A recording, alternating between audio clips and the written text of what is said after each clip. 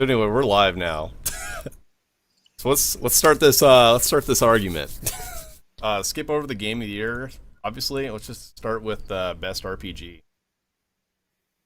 Okay. So I guess the nominations we have: Caleb put The Witcher 3, Austin did Witcher 3, Andrew did Witcher 3, Eddie did GTA 5, which didn't even come out this year, and then I had nothing. It did come out this year on the PC. Oh, because it was delayed. Right. Yeah. Yeah, I don't have any opinion on this, so you guys can beat that one to death. If you... GTA 5 is an RPG. Oh my god. That's my thoughts too. It's I didn't an really open think that was an world RPG. RPG. Did you take it literally? Like the It's best an open world role playing game. Yeah, I don't know about that one. I don't know. Eddie, I guess you're gonna try to defend that. Well, yeah. I mean, what else? What should be considered? What should it be considered if it's not an RPG? Yeah. Tell us why it is an RPG. You do the same shit that you do in The Witcher and Grand Theft Auto, right? You have missions that you're supposed to do. I don't know. I consider it an RPG. You gain experience? Do you level up? Do That is true. you gain attributes over time? You do, yeah. Yeah, actually, for your characters, you do. Kinda, I guess. So Yeah, yeah, you that's buff your shooting, you buff your endurance and stuff like that. Does it really help you though? I have no idea. It swims so much faster now. For me, I had never played a Witcher game before. This was my first one to pick up because it looked really cool, and I like fantasy stuff. It kind of reminded me of what would be a dream come true for Game of Thrones for a video game. So I picked it up and fell in love with it right away. There has not been many games that have captured my love for characters in a long time and worlds, and I think this one overdid it for me. I beat it, I think, in a matter of 2 to 3 months, and I felt like I played it constantly. I beat all the side quests, I got through the main story, and it was, for me, one of the most satisfying experiences I ever played. So for me right now, it's easily the best RPG. It's the one I spent the most time with this year, which for me, if an RPG keeps me playing for a long time, it's a good one. And I never got bored with it, and I loved it. So, Did you 100% that one?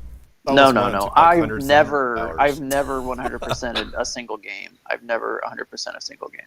You never got a platinum medal. Oh, are we having this discussion about beating the game? Like, Oh no. I've completed the main story, I said, and I Yeah, completed all the yeah. side quests, but I did not You haven't done find like every. the complete stuff. No, I mean, I like my trophies, but not that hard, I guess. So, All right, so I'm gonna put The Witcher down for that one. Moving down the list. So best indie game. Yeah, I guess I didn't really consider Rocket League to be indie, but I totally Yeah. am. I'm gonna Well- change it. Undertale changes to Rocket League and then takes this category. say what you will about Rocket League, but Rocket League, really, I mean, it is an indie. I consider it an indie sport game category, I guess. And no one, like, it totally flew under the radar. No one knew what it was. It was just, it didn't matter.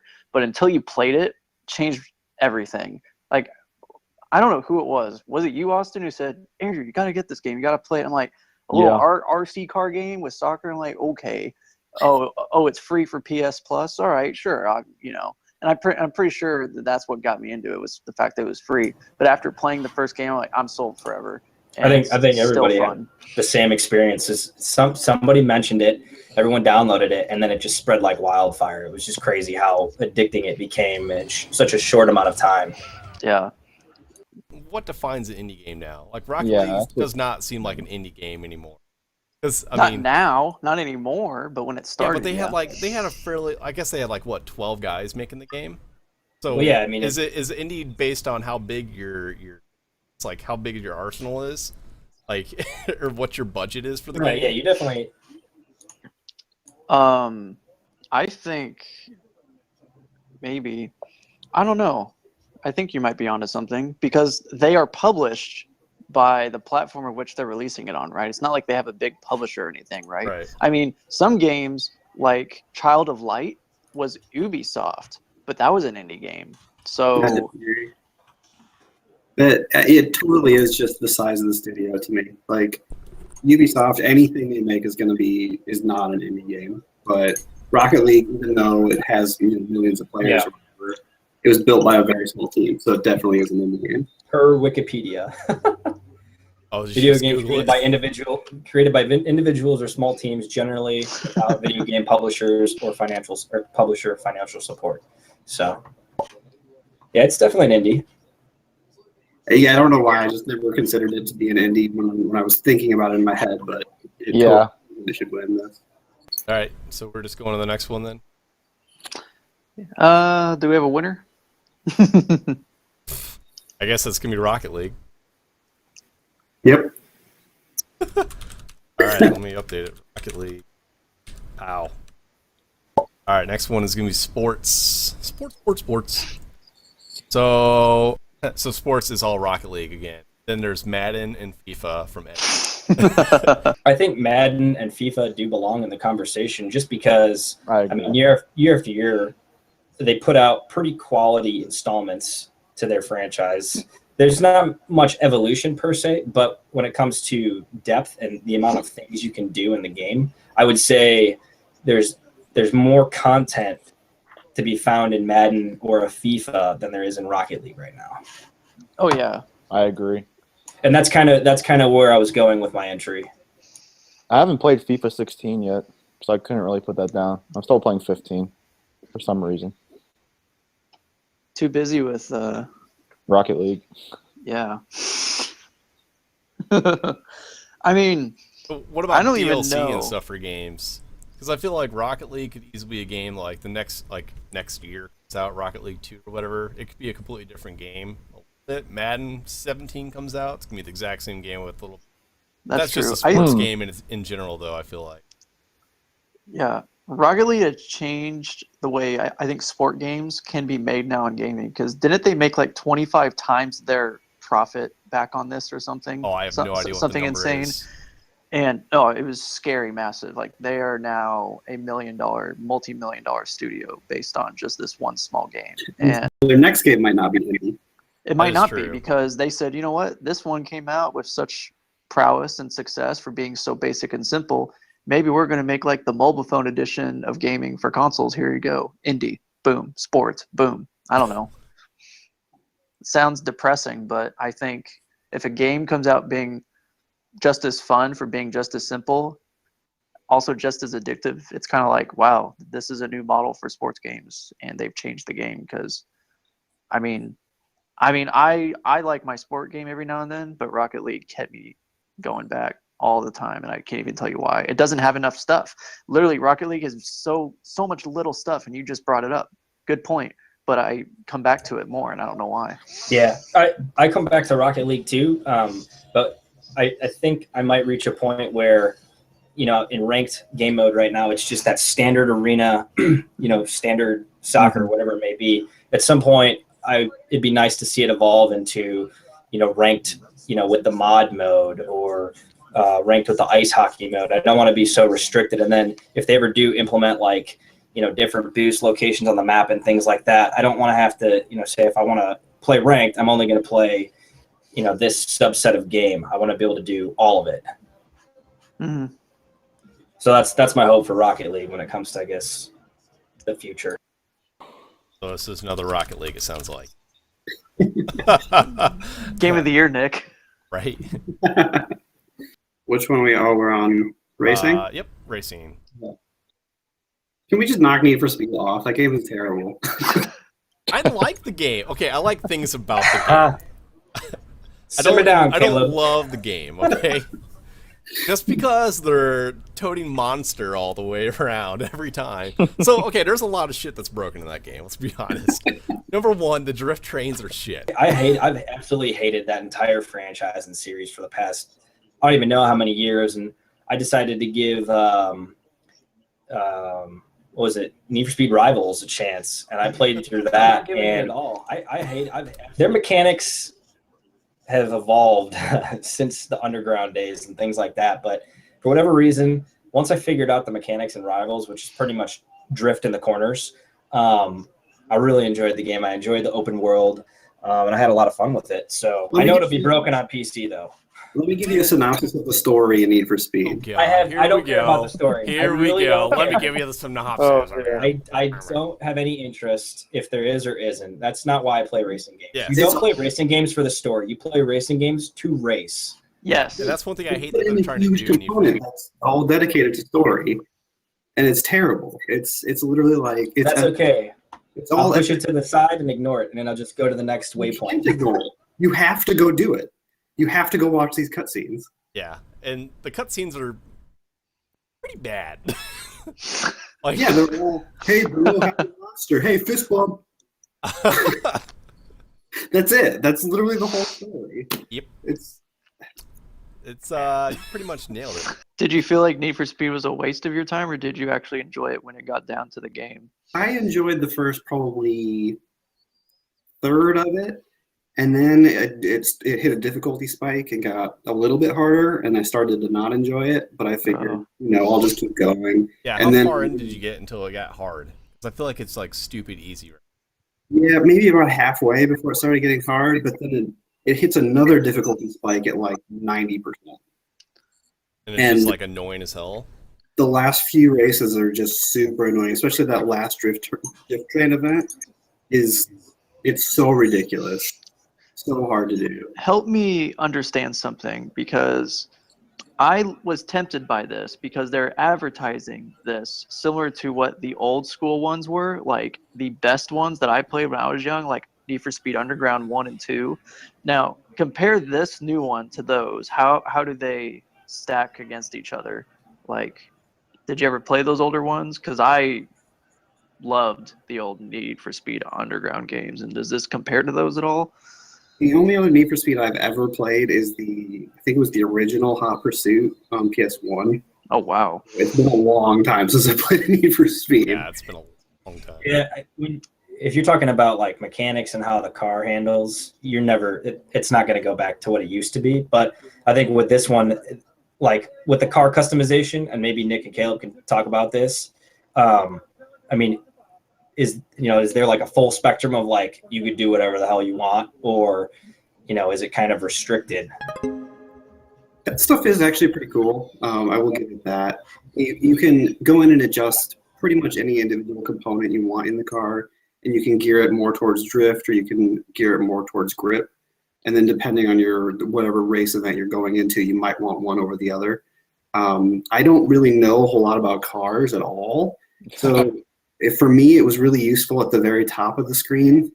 You can just tune the whole car towards drift or grip without having to go into the individual things. But I could see it if you were really big into if you're really big into tuning cars, or if you know a whole lot about them, you can go into those individual things and adjust them all, which is kind of cool. I just think the racing itself is kind of bad. Yeah, and yeah, the tuning is, there's some nice things about it, but it's kind of shit. It's like super cheap. Like, I hate the fact that you can go, like, if you're trying to get an upgrade for your car, you literally go into the shop and you're like, okay, let me go down the list of every part that's available. You can't tell, there's not an easy way to do it, so you literally hit right, X. Oh, can't buy that? Circle, left, right, X, circle, left. Let's keep going down the list until you can buy stuff, because I feel like I always had tons of money. And I don't when know it comes about that. to those I don't know about you upgrades, guys. But. when it comes to those upgrades, it was always the highest priced thing is the best. Yeah, exactly. That's one thing I might not like about it, is I think in the originals, it was like you completed a race, and by completing a race, you unlocked the next nitrous or the next turbo. You didn't have to buy it. It was just available for you to put on your car. Who put Project Cars? I put it up there because it was the only racing game I played this year. I didn't play any racing game, so I didn't know what to put.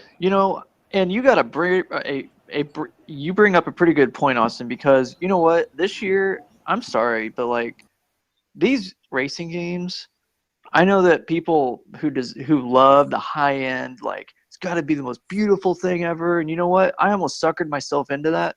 But by playing this, I realized I don't have fun playing realistic drivers. I have fun playing like freaking Mario Karts, or Crash Bandicoot Racing, or probably my favorite was Walt Disney World Magical Racing Tour when I was playing that on PlayStation. Dude, I'm telling you, I these remember games are much better racing games. They're so much more fun. So Project Cars, it looked great and it did feel really good, but I'm so used to like using a power up, wanting to rev up and speed past somebody, and the AI was just annoyed me. And online, people are nerds. They just play too much. So I basically gave the game up. Even though it looked really good, I thought I could get into it, but I don't know. It just didn't really get me. But I put it on there because it was okay, and it was the only game that racing-wise that I played this year, so I thought I'd nominate it. I honestly had more fun driving around in Grand Theft Auto than I did while playing any of these racing games, because I think the only one on Just this to kinda list that I be, didn't play was Forza Horizon 2. I honestly had more fun. And I didn't really like Forza Horizon 1, and I played the demo of Forza Horizon 2 when I was at PAX.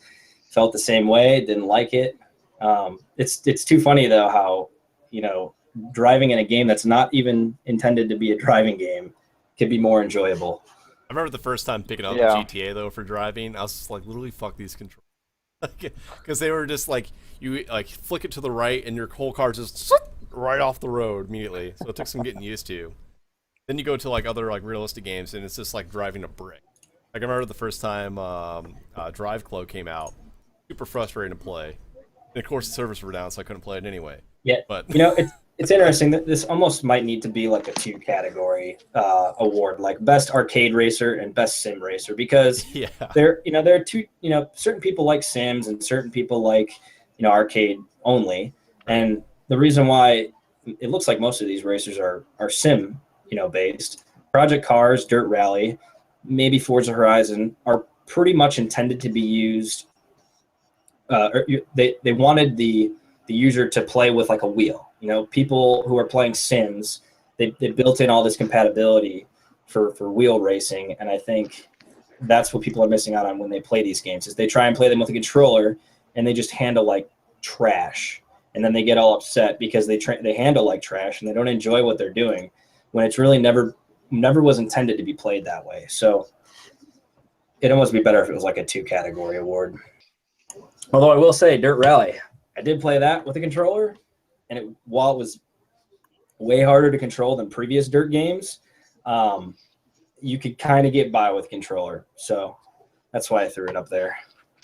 Dirt Rally reminds me of those ATV games where you would just go off-road and race, and it would also remind me of MotorStorm, and boy, do I miss that. Man. This game is just so satisfying, though. Those little, like, taking those little crests like that, I don't know about you guys. You don't want to argue for Forza, Caleb?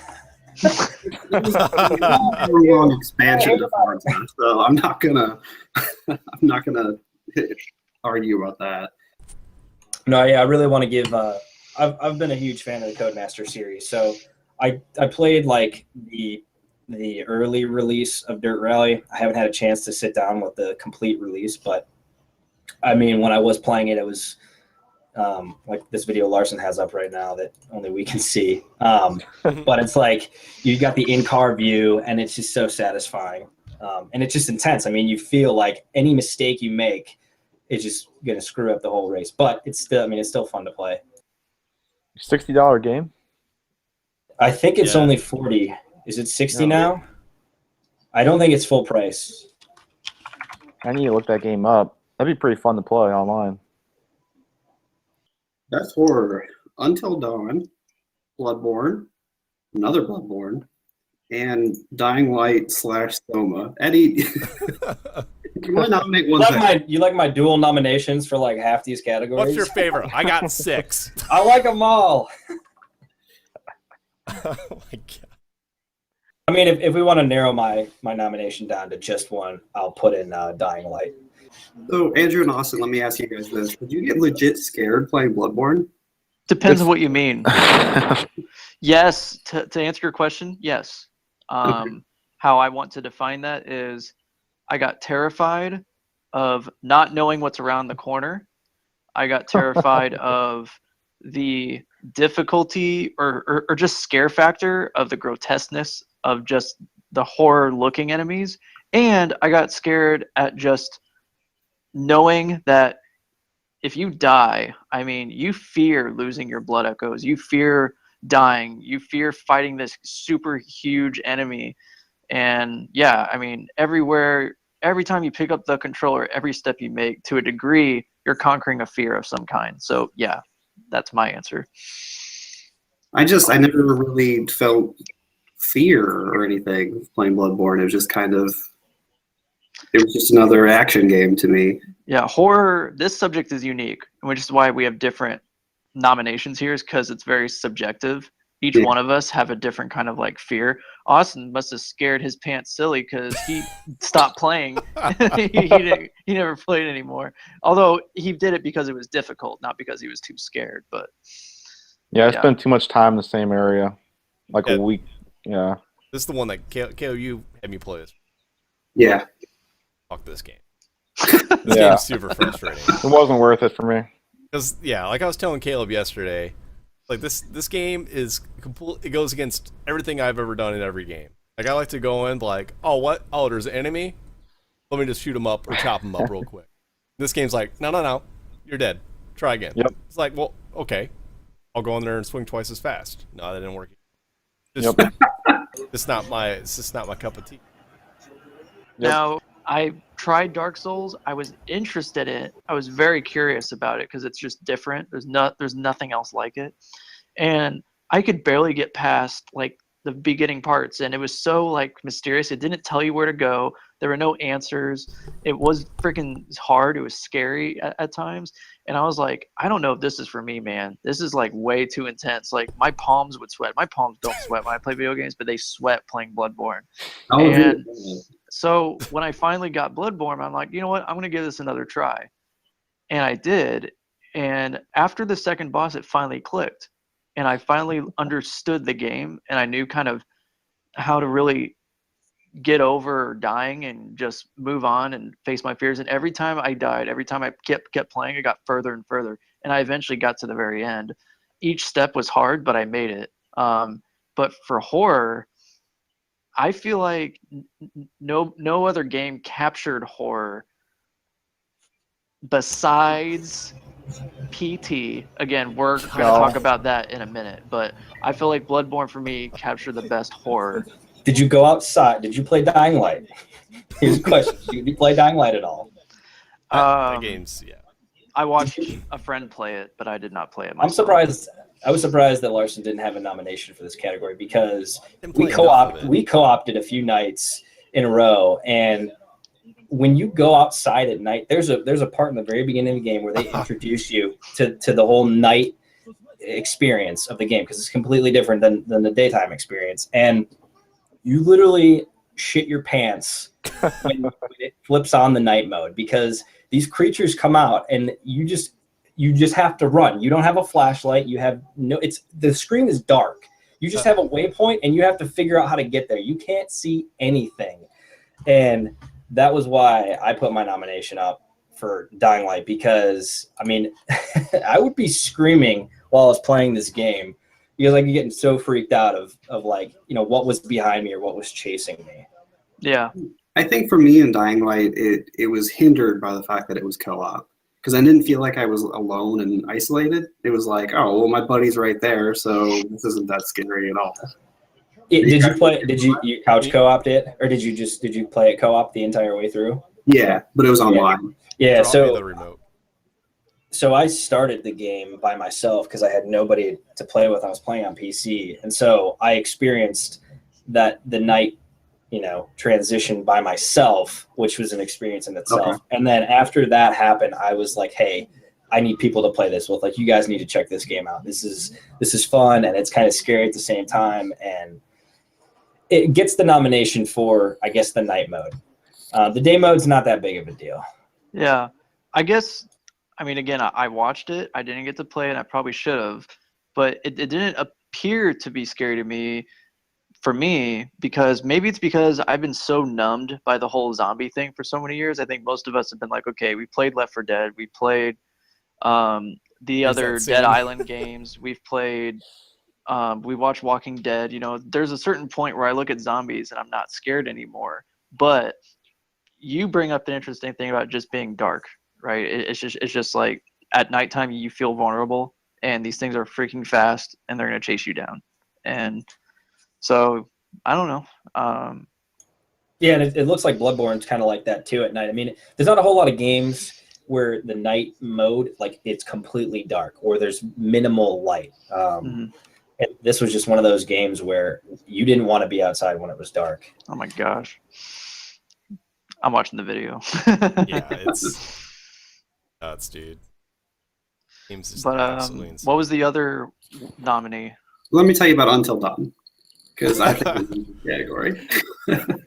Did anybody else play it? No. No. So, Until Dawn is, imagine like the campiest 80s horror movie you can think of.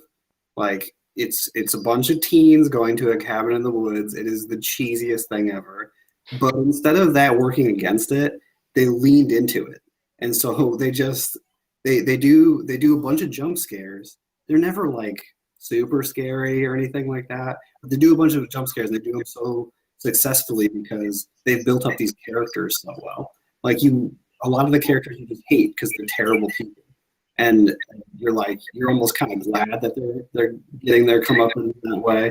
But at the same time, it's kind of scary. It's just awesome because it's such a unique experience because it's something that I don't think has been done in a game before, where it's just leaned into being campy as hard as it did. Did it feel like a cliche like horror movie, or did it actually play out better than what you thought it would play out to be like that as? See, that's the thing, is it does exactly that. It plays out just like a cliche horror movie, but it leans into that so hard that you have to respect it for that. That's true. If it's successful in doing that, then props to it. I'm surprised we don't have Nick. You don't have an opinion on horror? No, like Eddie was saying, I did play Dying Light, but I didn't have anything. Like, it didn't like stand out. I didn't have a game that stood out to me. Based on what we were talking about, I mean, Dying Light. yeah, I was gonna say Bloodborne didn't seem to be one that was gonna. It's not one of me. I argue Even though it was Bloodborne- nominated twice. Yeah, Bloodborne is horror, but it's more of an RPG, just with horror back painting on it. It's just an RPG with horror paint on it, and Dying Light is a survival game off horror. So you could say Dying Light is more of a horror game. I mean, Yes, yeah. and you probably got scared by it more. When it comes down to like what's the individual like best horror moment of the year, I think that Dying Light gets that. Okay, I'm fine with that. I'm okay with Dying Light winning. Right. I'll let Dying Light take it. Go for it. Done. All right, what's the next one? Oh no. Yes. No. Oh man. First Best catch of the day.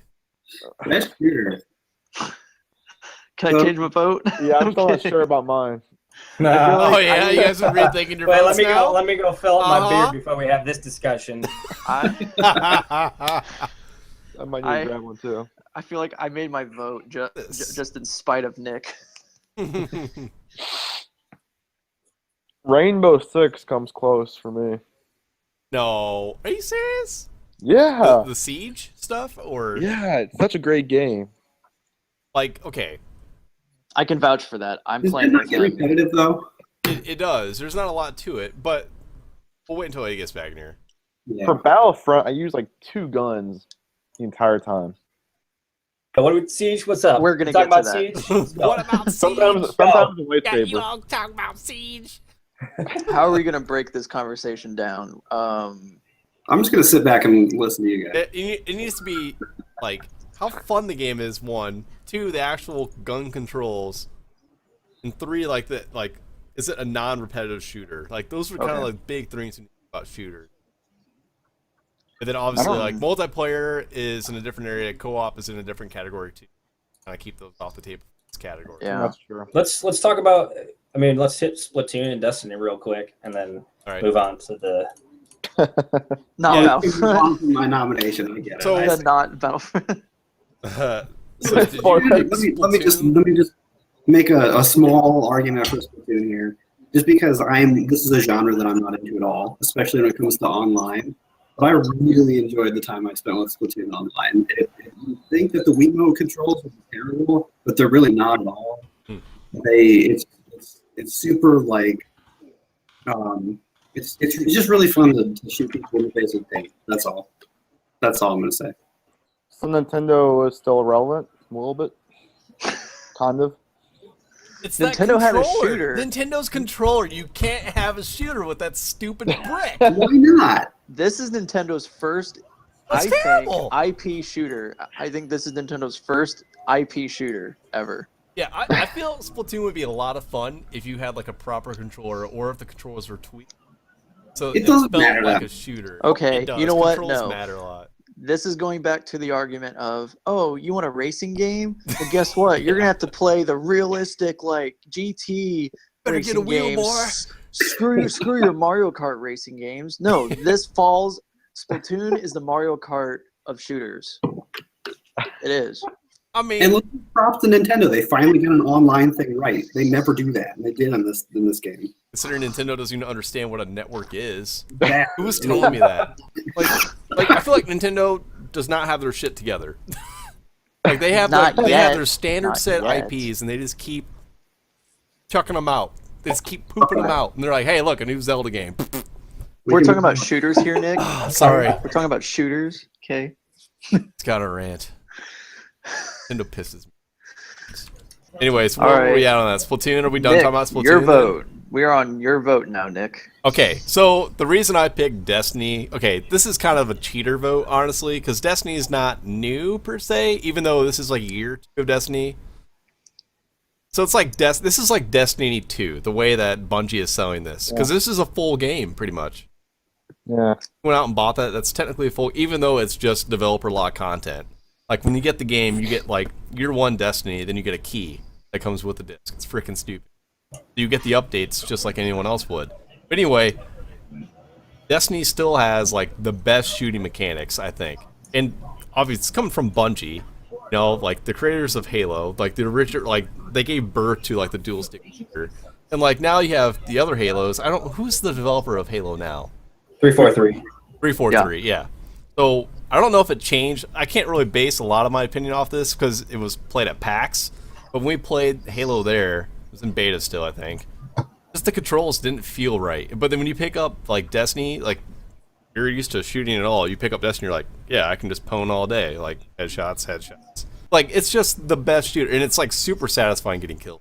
Now, if you talk about Battlefront, on the other hand, it's just like any like schmuck can pick it up. I can have my mom pick up the game, and be like, hey, point in that person's general direction, you'll get a headshot like Yes. 4 out of 5 times. There's no gap between a unskilled player and a skilled player in Battlefront. Within 3 or 4 rounds, I was top of on the the server. leaderboards. Yep. Top on the server, which technically doesn't mean much if you're playing as a hero, but these were modes where you couldn't be the hero, or you didn't have access to that. It was just top of the server every time, because there's no gun mechanics. There's literally none, and it's totally designed to be played in third person mode. I refuse to play Really? Battlefront in first person. Oh, I still do. That's all I play in. There's certain situations, if you're playing a ranged map where you actually need to aim down your sight, that it makes sense to be in that, to use your scope. But a vast majority of the time I find myself always in third person. Yeah, I would say that even Battlefield would be a better shooter than their own Star Wars game. Oh yeah, without a doubt. I was watching a video the other day, and it just comes down to it's harder to make variation in laser shooters, little pew pew lasers, whereas like actual real life guns that are modeled after something that exists, and they can recreate that. So I'd agree with that. I even read somewhere that DICE has completely shifted its focus to Battlefield 5, not just because that's what's next, obviously, but because they really just want to walk away from the simplicity of Star Wars, which they probably had to make it for everyone, right? For everyone in a sense, which is how dumbed down the real shooting mechanics are, and the customization is absent. There's no kind of reward base system in there except for ranking up to get a new skin. I mean, Yeah, you know, that's my problem. There is with no Battlefront. teamwork. There's Yeah. no teamwork. This category, Which that's fine because that's how it used to be in the old ones. So that's completely fine. The lack of skill needed, that's fine too. The problem is all the things that they should have done with the game, they didn't do because maybe it was too challenging, and all the things that they should have done that were super easy, like one, no gun customization, they didn't do that because, well, it's fucking simple. So they're like, hey, look, doing it just like the original, guys. Like, you guys want to jerk us off? It's freaking great, right? Like, that's literally what I feel like that's what their thoughts were. Like, yeah, we kind of made it close, 50%. Well, no, you didn't, because you did, like, took all the easy things and put that into the game. You didn't do the complicated thing. Where's all my other, like, all the different eras of, like, Star Wars? Like, where are, like, this, like, where's all the Clone War stuff, you know? Like, where's some big tanks from, like, Naboo? season pass. Sorry. It doesn't even say anything about that in the season pass. So they're like, oh, we might have a couple maps, you know, a couple new guns. I'm like, doesn't matter. I already got the best gun. It's like a triple burst blaster. part of the shooter category, a sub requirement is teamwork. Yes. At least from my standpoint, it seems like a shooter game is a capture the point or capture the flag or bomb defusal or hostage rescue, whatever it may be. It's a team effort, and Battlefront doesn't have any team effort. You get a partner, which equates to shit, doesn't achieve anything. It's really worthless. Destiny, it sounds like in Destiny, it's reliant upon the team, and everybody has their role, right? I mean, it is a teamwork game. You can't just roll in, all be in the same class, and expect to be successful. That's the impression I'm under. I haven't played it. You've got to be good too. Yeah, in PvP, you can kind of roll on your own, which I like to do a lot of fun. But if you're like rolling in like a fire team of 3, or if you're trying to do a raid, you gotta know what you're doing. If you're not talking at all and trying to use emotes and pointing at things, that ain't gonna fly. Like, you're just gonna all die and just rot and be pissed. So yeah, the reason why I put Siege on here was there are probably plenty of shooters that have come out, not this past year, but in years past, that are better games than Siege. But when it comes to a shooter, I had to put Siege on here because I got some time with the beta, and I know Larson played with me for a little bit. Yes. It is a lot. I know of fun. There's been some talk on SSoG of people who have it and who've been having fun with it, but I really thought Siege was one of those games that just checkmarked the box when it came to teamwork. There needs to be teamwork for you to be successful in Siege, or you will not win. Some of that was kind of janky in the beta, but I haven't played it since, so I don't know if that's been fixed or not. Which I would assume that's all been fixed, because it was gun customization and class customization and things like that. See, they hit all those points. So I'm gonna move my vote to that. I'm gonna say Siege. My question still is, how does Siege keep from being repetitive? I don't have a good answer for that question. There are a shooter by nature. A shooter is pretty repetitive. A shooter's like a MOBA, in my opinion. There's a lot of repetition. But the problem with this one is it's all based on the strategy. Kind of like, basically, you want to blow down the same door. Once you play the same house, and it's the same layout every time. But it's like, all right, we're gonna obviously go through this way because this is the best options to go through. And then there's a set strat. Yeah, there's like people figure out the strategy and they run the same route every time. So the defenders play the same defense every time too. I think that's what Caleb's saying with being repetitive. Yeah, I think that just seems like it would get way too boring. Like there's a definite best route to take. But then it also depends on the person's skill though too. If you're playing a bunch of moms online, it's great. You just roll them. Yeah. I've come to really enjoy it. I kind of put it under the rug. I was like, Rainbow Six, like Vegas sucked. It was too hard. Like, no way. I'm like, it's one of those last time that like it's too hard. Rainbow Six, like, I always felt like tried to be too realistic, and it felt unplayable as like a shooter. But after playing this, I mean, it's really enjoyable, and the shooting I don't think is as honed in as Destiny's as Destiny's needs to be. But Siege is, I mean, it's enjoyable and it changes enough. I mean, I think there came one point where Austin and I played the same map for some odd reason. It was mainly because we had to keep leaving matches. But we played the same map for 3 different like turns or rounds or things or sessions. And it did feel like, oh man, we got to get out of here and change the map. But after that, it was fine. I mean, I'm still enjoying it. I think shooters need to have in-game chat, and the ones that don't, I don't even understand why they exist. It just pisses me off. So that's one of the Like, things Destiny tried to games have do. never had in-game chat, except Battlefield 2. Since Battlefield 2, it hasn't existed. They had it for 4 in the web client, which didn't make any sense. But I'm gonna stop ranting. That's one of the things Destiny It's a, tried to it's do a when it first necessity. came You out. have to have in-game chat when you're playing a Oh, shooter. absolutely. They had So- in-game chat and they had it forced on, so you couldn't turn it off. So if you had a headset set up, or if you had a PlayStation, like the camera with the mic, whatever, you're chatting with your team. Like, you're forced to do it. And then that was like one of the big complaints. So now everyone just turns that shit off. Which is like, that's fair, but it's like, there needs to be like more, there needs to be incentive for people to communicate. That's the problem. There's no incentive, because you have to listen to someone that like is probably speaking the different language than you, which is real annoying when you're trying to play. Yep. Or you have Oh, like yeah. people with kids in the background. It's just like, come on, knock it off.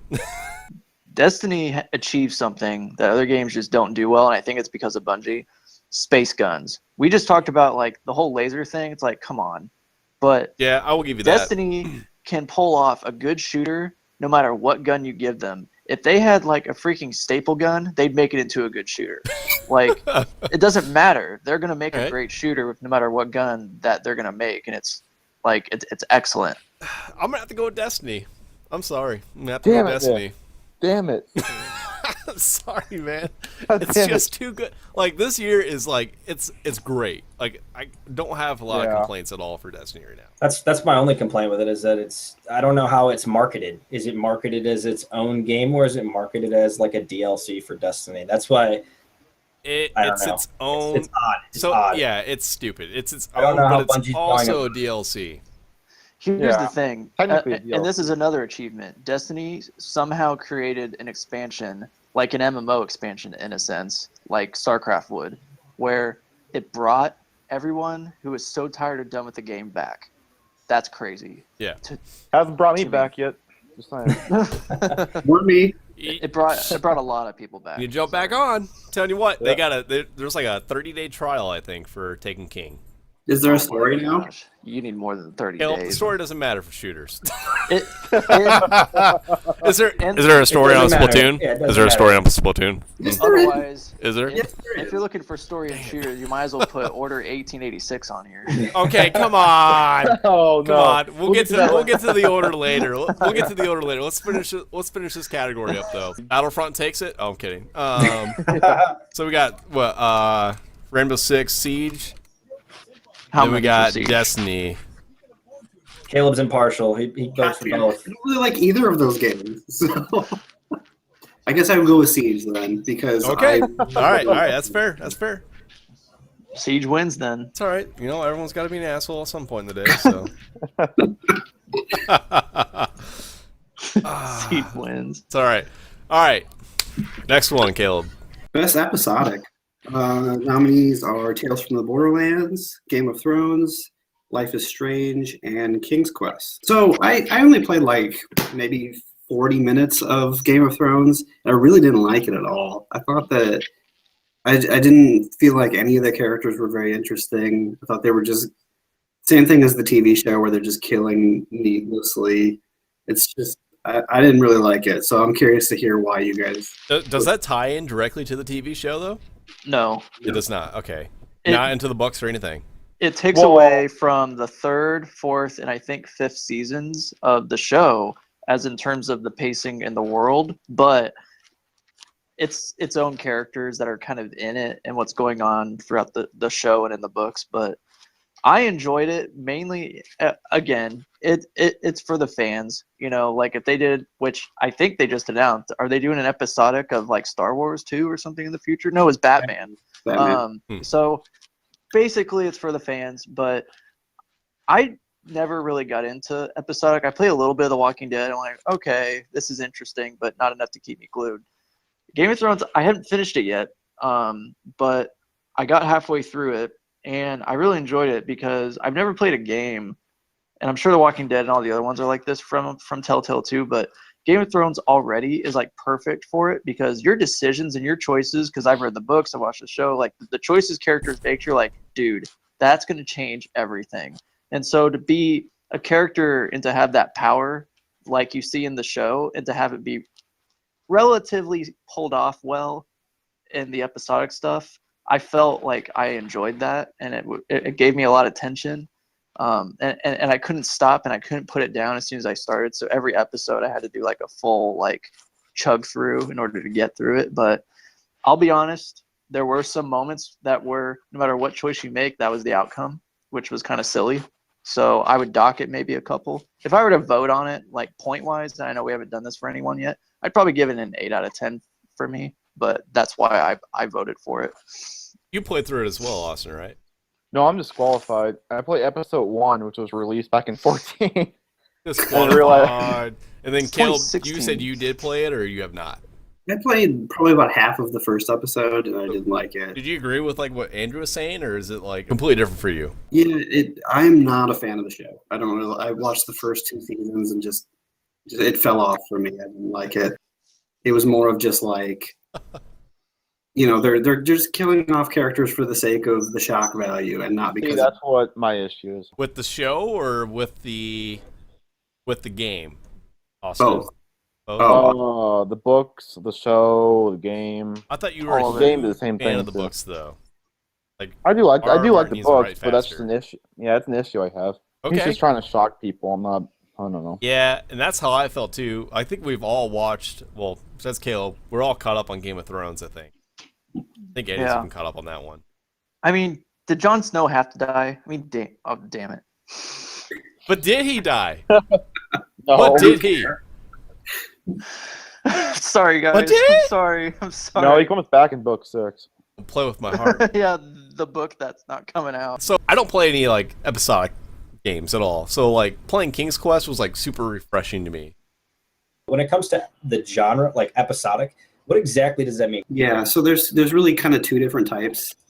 There's the Telltale formula, which Life is Strange also falls into, even though it's not Telltale, where it's basically very little gameplay. You don't do a whole lot besides talk to people and make decisions, and you walk from one place to another, but there's no real action involved or no real like puzzles, or I guess there's some light puzzles, but not overly complicated. But King's Quest is the other type, where it's basically all puzzles. It's an old school adventure game, and that's actually one of the things I really like about King's Quest is that it keeps its roots as an old school adventure game, but it's the first game of that type ever that I've played where I didn't have to look at a walkthrough.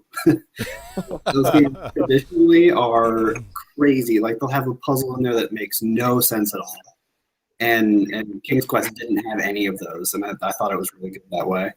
But that being said, Tales from the Borderlands is the best Telltale game out there. I think it's that good. And as opposed to what you were saying with Game of Thrones, where you were saying it's definitely a game for the fans, I think that even if you're not a fan of the Borderlands series at all, you still got a lot of enjoyment out of Tales from the Borderlands. Every character is awesome in that, in one way or another. That kind of just settles it. Like this is Yeah. like the best all-round game from our votes. There Which are I haven't moments played in the yet. I'm game like really where disappointed I haven't played that. I was laughing hysterically. I was like almost in tears at one point. I would From the Borderlands getting game? back at like, oh, that was so awesome. It's all over the place. Does it And have the same amount of puns as King's Quest though? no. Is Claptrap in the game? Spoilers. I won't say. I'm Oh, not my- saying. Oh, fail okay. mass. Nah, if anyone's watching this, we said spoilers. Jon Snow dies. In Borderlands. At the end of the game, you haven't seen Claptrap this whole time, and you have to ask people that you've met throughout the game for their help. You have to recruit like 5 people, and one of the options is so throughout the game they keep giving you money at certain points, and they also keep giving you opportunities to spend your money. You don't have to, but they give you the opportunity to do that. If you hoard all of your money until the end, one of the people that you can recruit to help you is a vault hunter. So it shows this screen, and it has 3 silhouettes on it. And the silhouettes are of, I think it's Zero, Salvador, and one of the other player characters from the games are the silhouettes on the screen. And it says, do you want to hire a vault hunter with your money? And if you do that, the Vault Hunter that shows up is Claptrap, which is pretty That's Brilliant. funny. That's funny. Brilliant. That's awesome. Game of the year. Okay. All right, so I think the votes are settled on that one. Go for it. Do it. Yeah, would you want to queue up the next one? Yep. Best fighting game. Mortal Kombat X. I'm assuming that means Gang Beasts, not Gang. Yeah, Eddie's typo. Freaking nub. Gang So- bests. Gang best. You guys want to come over and play some gang bests? It's gonna be the best game ever. So tell me about Gang gosh. Beasts. Oh my god, it's too funny. Can we pull up a video? Who has the remote? Do I have the remote? Yeah. There's one that like it starts off and it's like in the facility with like meat falling from it, and there's like 3 like little trap doors, and they like open up like this, and crap falls through it, and you can fall through and die. So it's like it's the most disgusting looking sausage I've ever seen in my life. Just I don't even know how to describe it.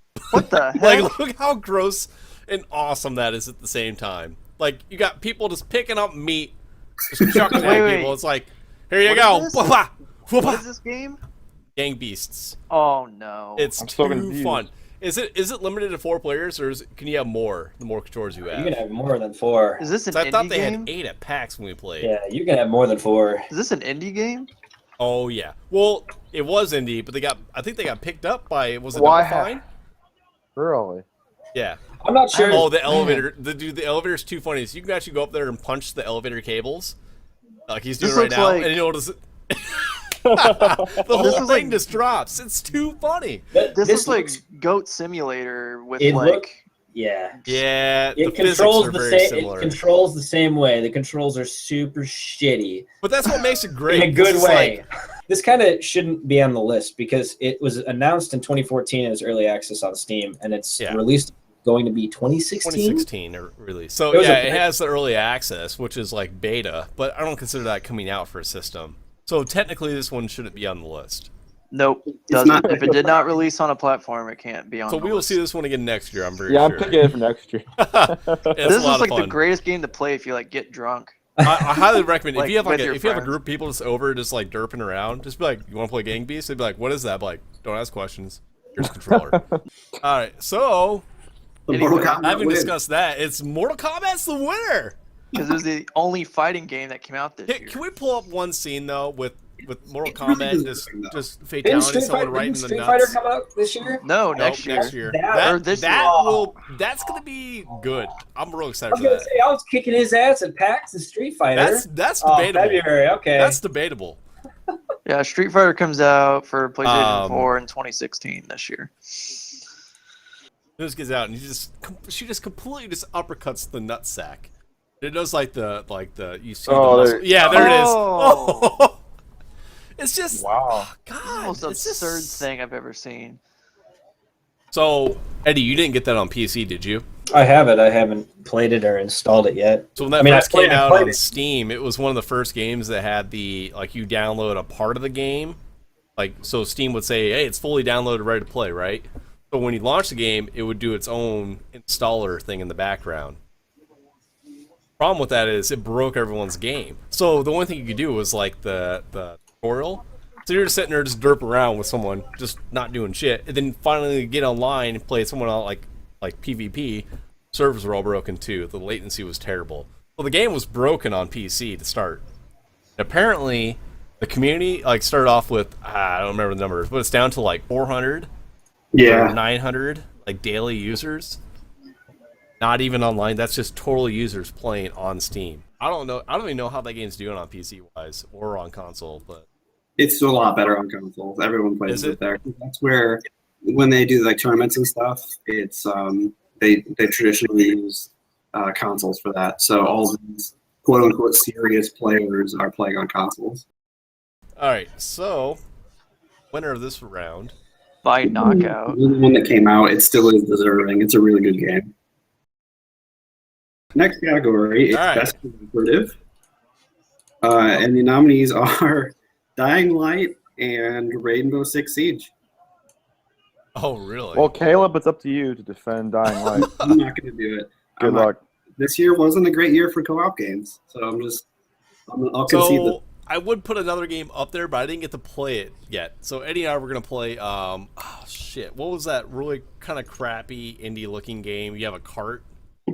Chariot. Sorry, I muted Chariot. myself. Chariot. You're talking about Chariot. I wanted to put Yes. it up, but we hadn't played it. We hadn't so. played it yet. That game seemed like it was super fun and frustrating. Like you just want to punch the person sitting next to you on the sofa. Like, hey, stop being a jerk. You know, like get with it. What are you doing? That kind of thing. Because you're literally tethered to the other person, right? You mean Yeah. So Yeah, I feel like based on this, it's just going to be Siege. quite a bit, so we don't really need to talk about that anymore. All right, because we already talked about Siege and Dying Light. So Yeah, Siege. it is. Woo! That's 2. Woo! Rainbow Six Siege. Next category is best storytelling. I nominated Tales from the Borderlands, and then there are 2 nominations for The Witcher 3. I don't think we can go wrong here, guys. Either one of those is fine by me. Order 1886. Yeah, now we're talking. Damn it, Andrew. Not that game again. No, I voted Witcher 3. You know that's the greatest story of all time, right? They're Which going to one are you remaster talking that about? next year. Which one? The Order. Oh my gosh. Yeah, so I don't have anything for this one, so this is all you guys. Yeah, Alright. just again with Tales from the Borderlands, I already talked about it once, but it really hit notes of basically every emotion all over the place. That being said, Witcher 3's story is awesome. Also, the ending, I thought, like when you come to the end of like 100-hour game, most of the time it's bad because they don't know how to end a game that's that long. Right. Witcher 3 actually did it well, which I was very impressed with. Yeah. It was, yeah. Again, I hadn't played the other Witchers, and that's just the complete achievement of it.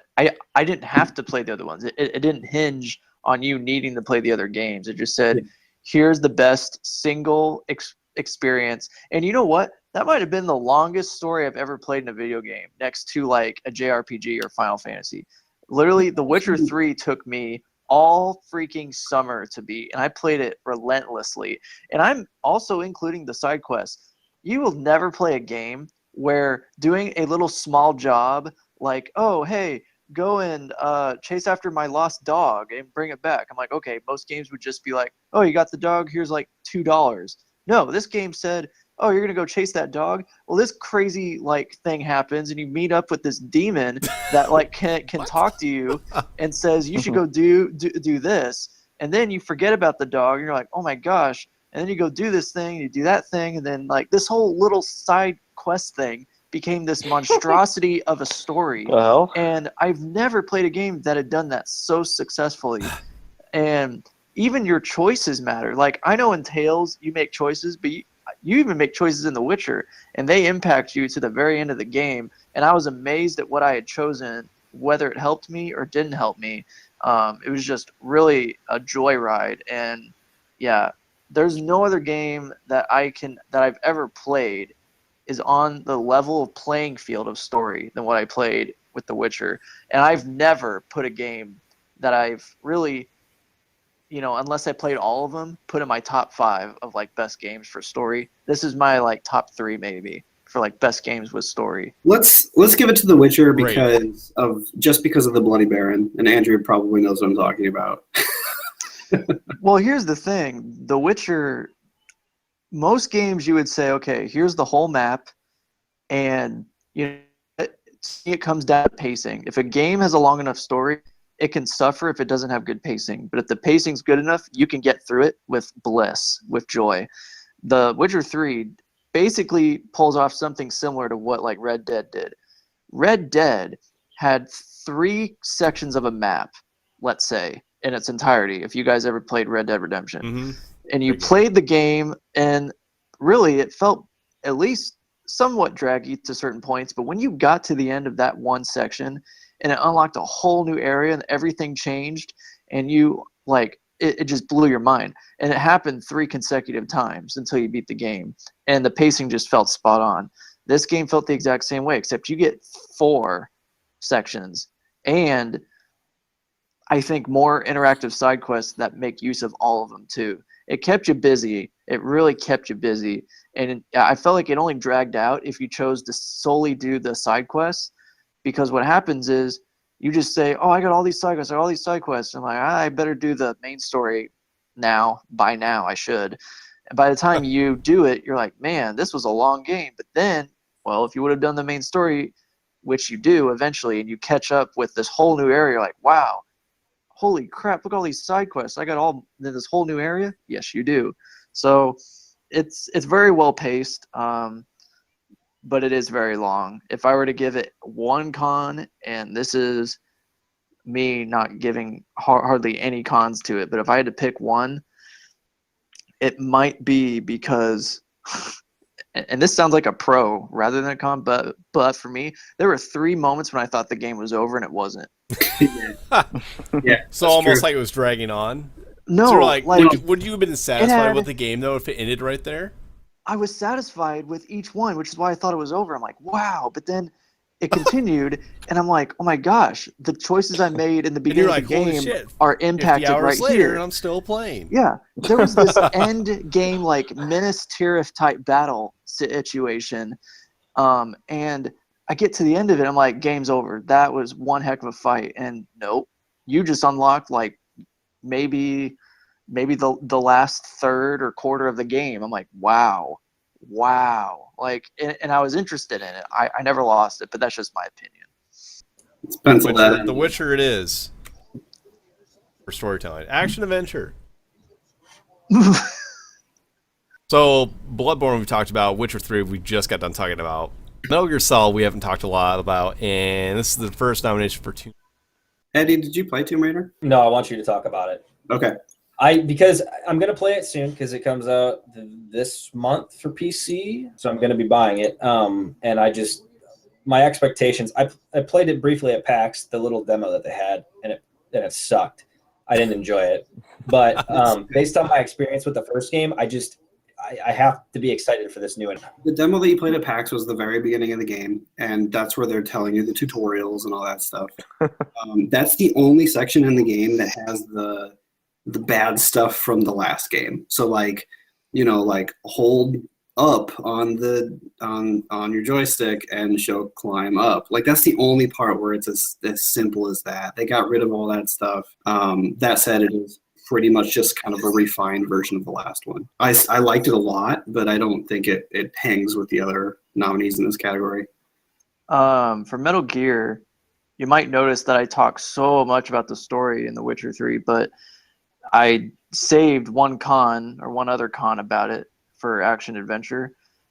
Not for the adventure part, but I felt like The Witcher 3 could have had done so much better with its combat. It was like Assassin's Creed 3, maybe less than that. For me, I felt the combat being very unengaging. Even the boss fights, honestly, were epic in its kind of build up. When you finally got to it, I'm like, oh, you're just like any other enemy. I'm just gonna swing and dodge. I mean, combat wise, it was a bit underwhelming, but I'll tell you what, I'm a huge fan of Metal Gear, and I don't want this to be a biased vote. In fact, it's the only category I have Metal Gear Solid 5 on here for, I'm pretty sure. Maybe one other, but it's up there for action adventure. For me, not for its story, but because it perfected stealth action. You will see every other game for the future, and I don't even know for how long, try and compete with what it accomplished in its gameplay. And so for me, Metal Gear Solid 5, in its attempt to be open world, but in its successes to be the best action shooter game I've ever played, like it perfected stealth action. So that's why it's my number 1 pick. The only reason I didn't put Metal Gear here was because I put it as Game of the Year. I didn't really want to nominate something for 2. But I agree with you. It is really good. And I think the story is really underrated. I think a lot of people use that as a negative against Metal Gear, but it's actually a huge positive. Yeah, it is, because you're right. Like, I love Metal Gear. It's so high on the bar for being that good. But for me, personally, it was just a little less compared to other game stories of Metal Gear that I loved. And it shouldn't be a con, but for that con to be on such a high bar, I mean, it's really not a big con, but for me it kind of is, but it's just opinionated. My issue with the story had nothing to do with the ending. I actually like the ending. I felt like Skullface could have been a much better villain. Yeah, that's true. And he was killed off in a way which I felt like he could have lasted much longer and played a much bigger role. I think Kojima wanted to focus on Liquid and the relationship between Liquid and Big Boss. I think that took away from what Skullface could have been. And I wanted more Kiefer Sutherland. There just was not enough main character interaction. He was just quiet most of the game, which I get. They say, oh, we want you to be the character, right? We want you to be the person who envisions what he might be thinking or saying. And I get maybe his boldness or brashness or toughness is in his silence, like when he does speak, it matters. But you got Kiefer Sutherland to voice your character. Don't tell me that you're not going to use him. And so that really bugged me, because there were moments where there could have been great interaction between the main character, Big Boss, against the villains, and every other Metal Gear game there was. And in this game, there just wasn't. Another thing was big characters like Ocelot, you look at as like, oh man, what are we going to see out of this guy? He's basically just a guidance counselor. He does nothing. But Nothing. Okay, so I don't want to say too much because I don't want to like majorly spoil this game for everyone. But the whole theme of the game is that it really matters. So all of that stuff kind of plays into that theme, which I think is brilliant. And maybe he lucked into that, but I think it's pretty brilliant the way he set all this up. All right, we got our cast. The Bloodborne I see for Best Action Adventure. I like that too, but who voted for that one? That was They did. yeah. And the reason I put that is that's the best combat of the year, I think. Witcher's was really good. Metal Gear's, is a different type. But I'm not totally into stealth usually, so it gets a little bit of a knock for me. But Bloodborne's combat is so visceral. It's so like Yeah, it is. everything you do feels like one-to-one movement, and everything is so precise about it. If the hitboxes are pretty good, they're not perfect, but they're pretty good, which is a really hard thing to do in those games. Yeah. So that's why I put it here.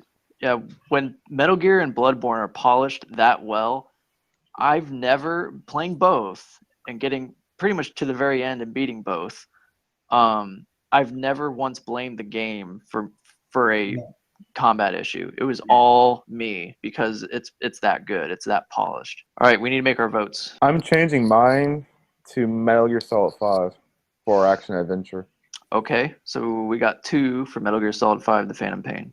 I'm okay with that. All right, Right. for Kojima. Okay, next category is best couch multiplayer, and we all voted Rocket League. So Hey! Whoop-da! Winner, moving on.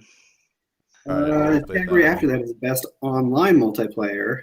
Nominees for that are a little more diverse: Splatoon, Star Wars Battlefront, Heroes of the Storm, and League of Legends Season 5.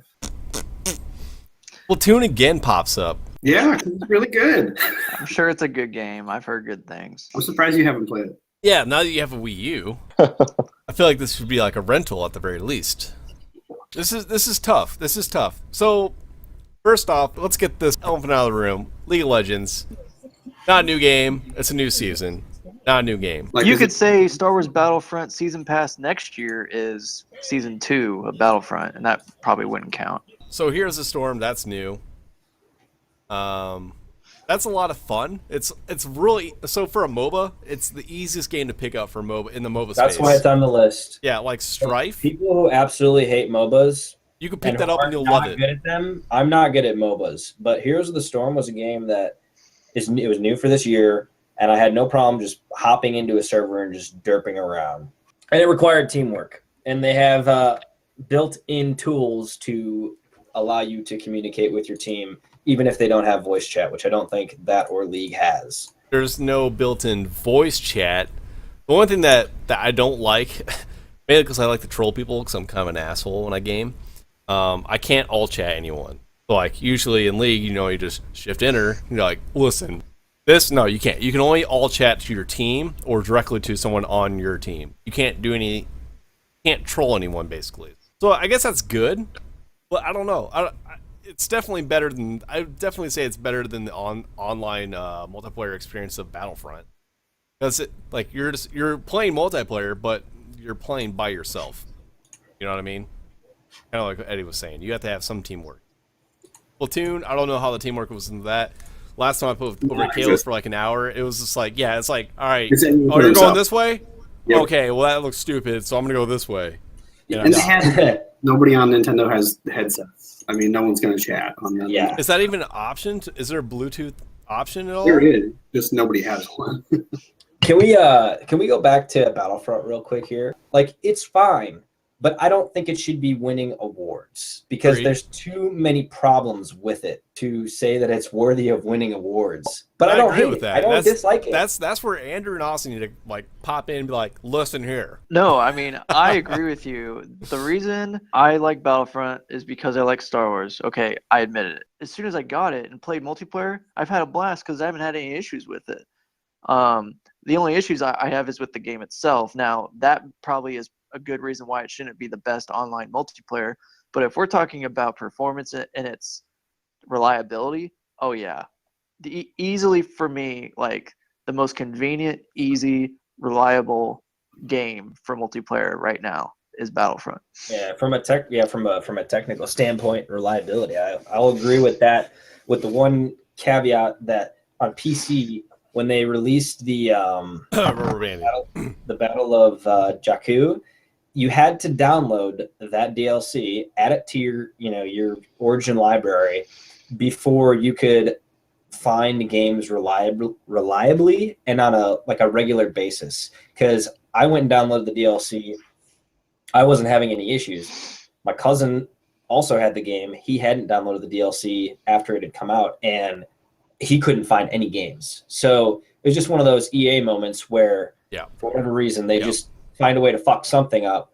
But like typical. What you're saying, I mean, from being in game and stuff like that, I had a whole issue with the game not allowing more than 40 players. Like Battlefield games have always had 64. Pissed me off that this game was only 40 max, and I think the old Battlefronts had more than 40. I think it was also 64, maybe not.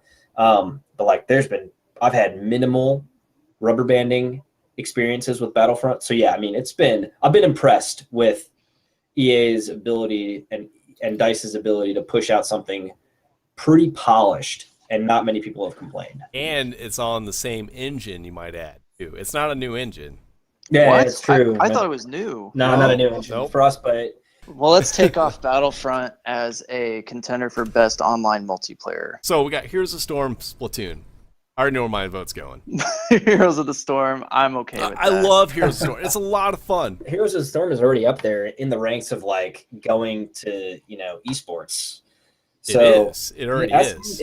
I'll say that it ascended pretty quickly. if I were to play a MOBA, it would be Heroes of the Storm. It's fine though. If you guys are good, if you think that's a strong contender, then that's fine. Votes?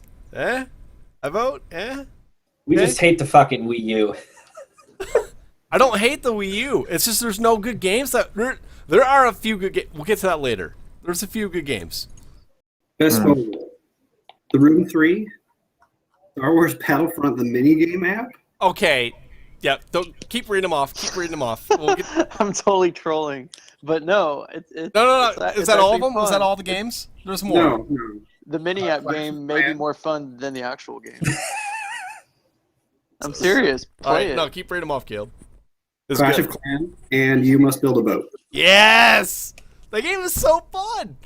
I'll defer this one. Room 3 is good. It's another room game. It's fine. It's not great. So I can live with that one.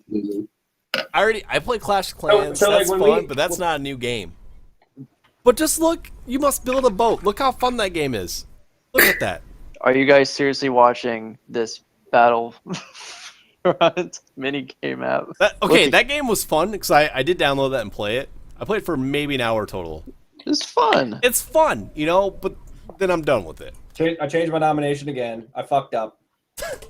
Nope, it's already in. really It's Clash of Clans. No, All Fallout Shelter was not nearly as fun as Lara Croft to go.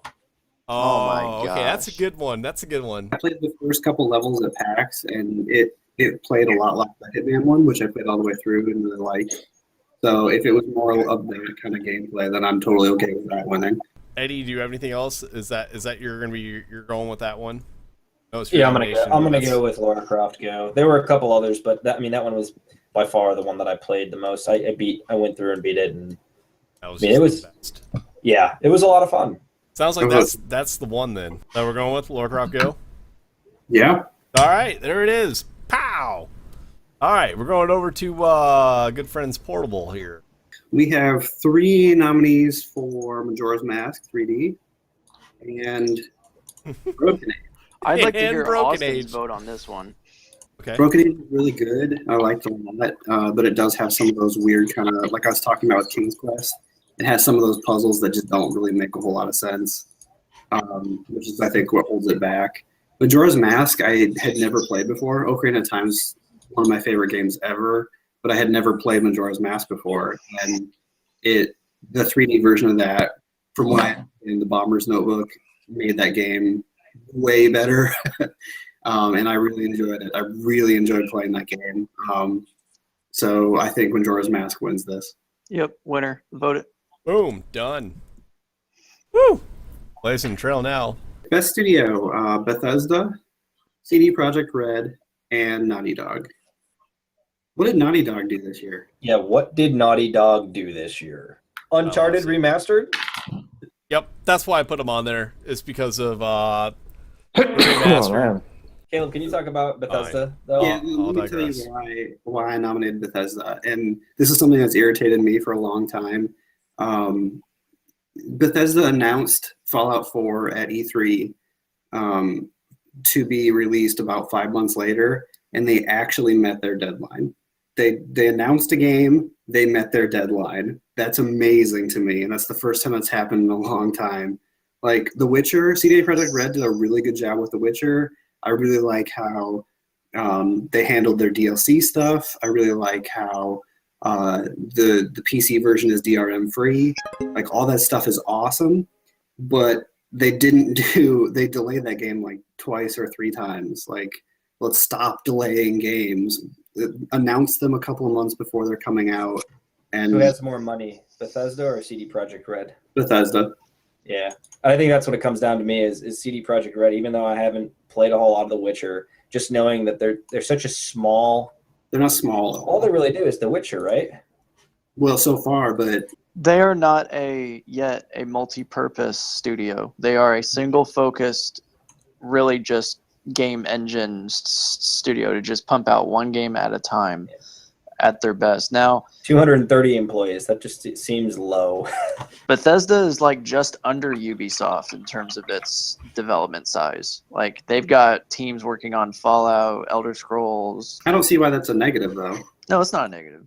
Best studio for me has to be CD Projekt Red because they are the anti-establishment studio.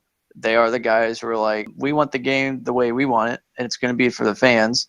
It's not going to be microtransactions crap, the overpriced DLC stuff. We're not going to charge you for a promise.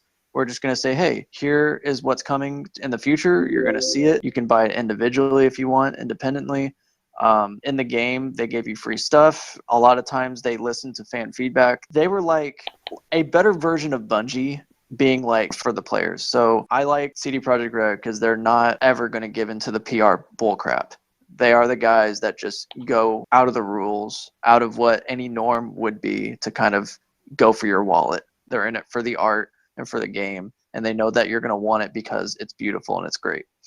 I'm okay with them winning. I wanted to recognize that Bethesda did something that's been a pet peeve of mine for a long time. So we can have CD Projekt Red. That's fine.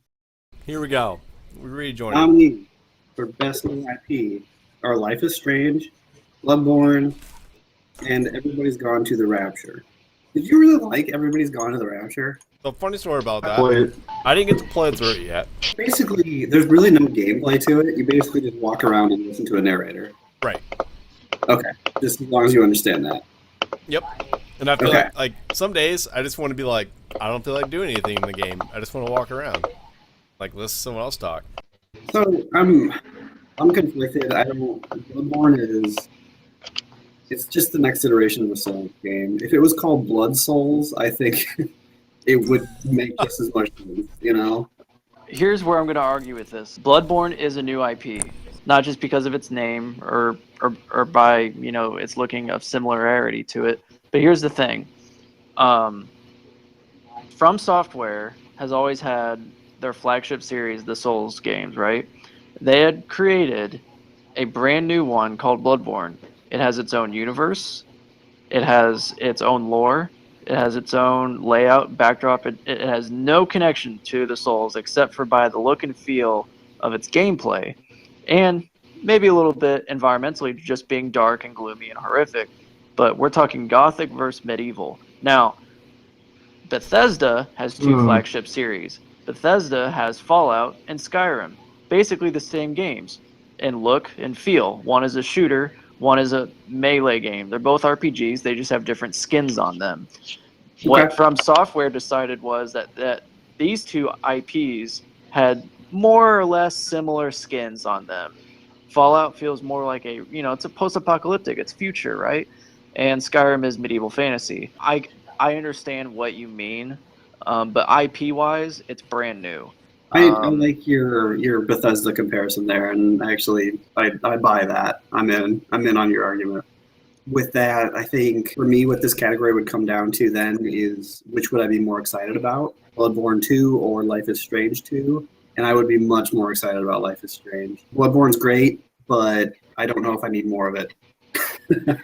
That's true. I was amazed that they were able to even innovate making a Dark Souls 2, because I felt like, oh, come on. Like, yeah, you got Demon Souls and Dark Souls. How can you possibly make something more? Well, Dark Souls 3 is coming out, and actually it looks pretty appetizing to me. Yeah. It looks really good, and I'm like, wow. So Bloodborne, they just had the Old Hunters DLC come out, and that was more of the same thing. And you're like, okay, can I get more of this? After playing it, I enjoyed it, and I'm like, wow, I actually did like more of it. So I don't know. I think you're right. They will have to kind of reinvent the mapping a little bit, but for me, Bloodborne gets best new IP. I think Bloodborne actually took a step backwards from the Dark Souls games in a bunch of ways. Like, for instance, you having to grind out your blood vials and stuff like that. And I think if they were to innovate and make a Bloodborne 2, and they were to improve on Bloodborne 2, they'd be at the level of quality as Dark Souls. Dark Souls 3 is actually taking things from Bloodborne. If you actually looked at it, it looks faster paced, it looks interesting, but again, that's just my favorite play style. I like faster paced stuff, so that's why I like it more. What do you mean it took a step back? So in the Dark Souls games, you have Estus flasks, healing items, and if you rest at a bonfire, you get all of your Estus flasks back. Then every time you do that, you come back, you have 10. You just have sometimes you have a different number, but most of the time you have 10. So if you have 10 Estus flasks, you go out, you see as far as you can get with 10 of them. If you die or if you can't get any farther, you have to go back to the bonfire and get your 10 back. In Bloodborne, there are blood vials which drop from enemies, but they don't drop at a very good pace. So if you run out of blood vials, you would literally have to go back and grind out blood vials and keep going and beat your head up against that wall for an hour to make sure you have enough blood vials to get through the rest of the game. I think for a lot of people with this game was that they added grinding, essentially. So one for Bloodborne, one for Life is Strange. Mm-hmm. Is it possible to just put a tie? Or yeah, we can tie it. Contenders? All right. Yep. So where are we at? Best music score. Yeah. Axiom Verge. What's that? So can I play a song? Yeah. I'm not gonna play any songs from Ori, but I've heard it. Yeah. I literally sat down and listened to it. I was like, this is fucking great. Like, it's very peaceful and relaxing. It's good. Okay. It's just a very it's a it was okay. When you were actually playing the game, you weren't really paying attention to the music. No. It was overshadowed by what was going on in the game, in my opinion.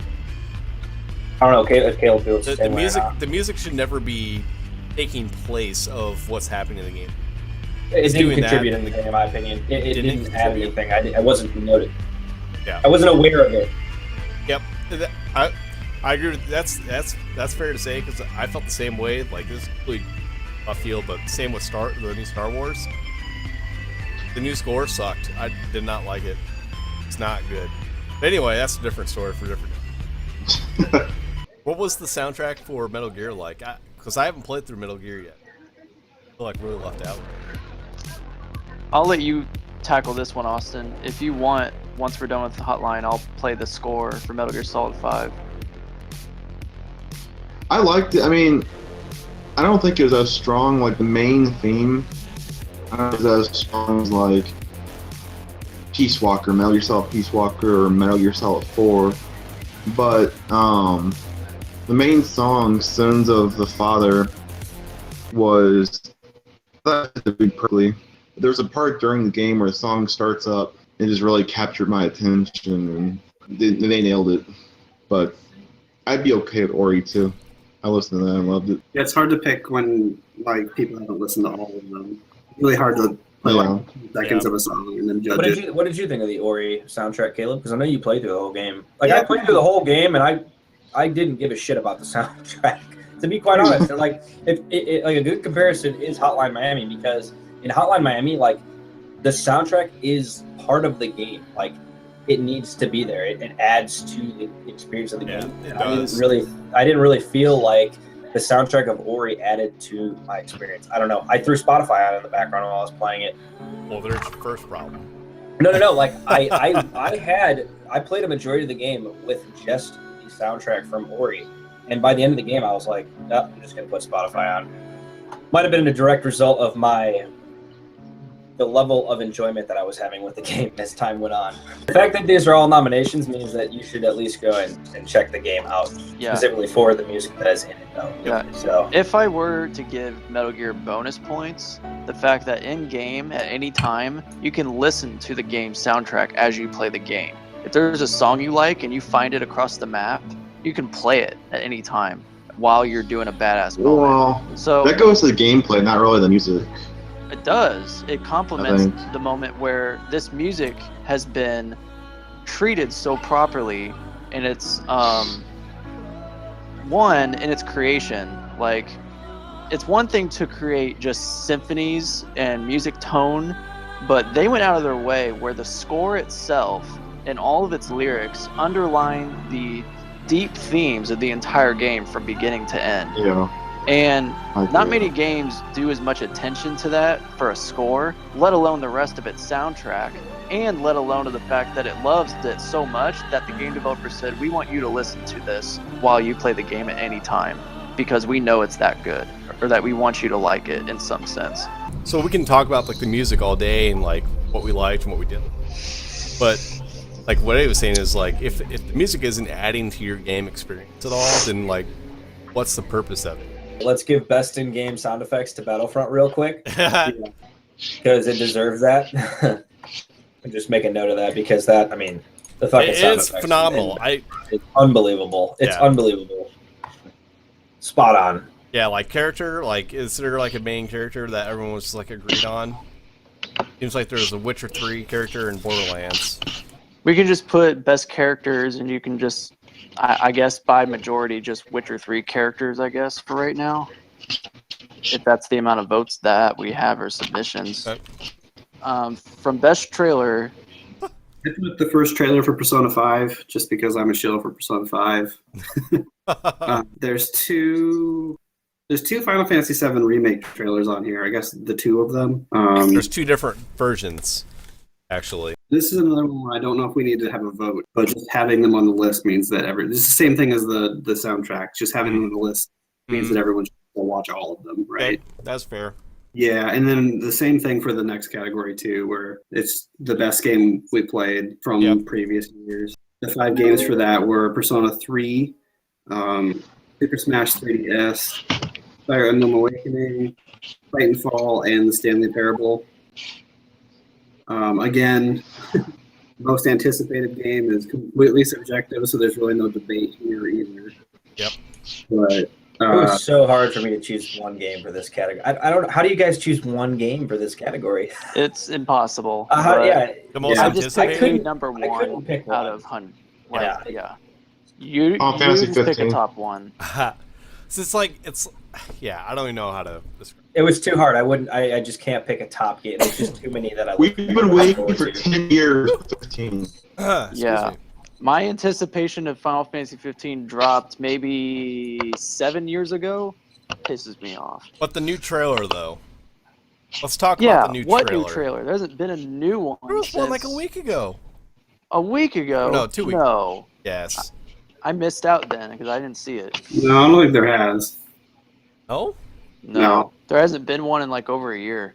I just don't know what to think. I've been so like burnt out by waiting. I'm super excited for Uncharted 4, super excited for all tons of games this coming year. It's going to be insane. But for me, No Man's Sky for the last 2 years, it's still been my number one. Just because. Why are you so excited about that one though? Because it's going to change gaming forever. It is the Garrett game. disagrees. It is the game that I think, because of their way of designing it, is just going to change things forever. For them to say that they've created a universe of procedurally generated, just math-made like game of anything is just a new way of making games. And I'm curious to see what this will be like. I've always dreamed of playing a space game, from going from space to land. I don't care how dumbed down the game is. I've just dreamed of doing it, and going wherever I want, discovering new places. Like to be an explorer, to be a astronaut on Discovery is just like the coolest thing ever. So like when I imagined the next Battlefront, this was years ago, I was like, we've got to be so far along now in technology that we can do battles from space down to land. Again, that hasn't happened yet, and I don't know if it will, but that was my dream.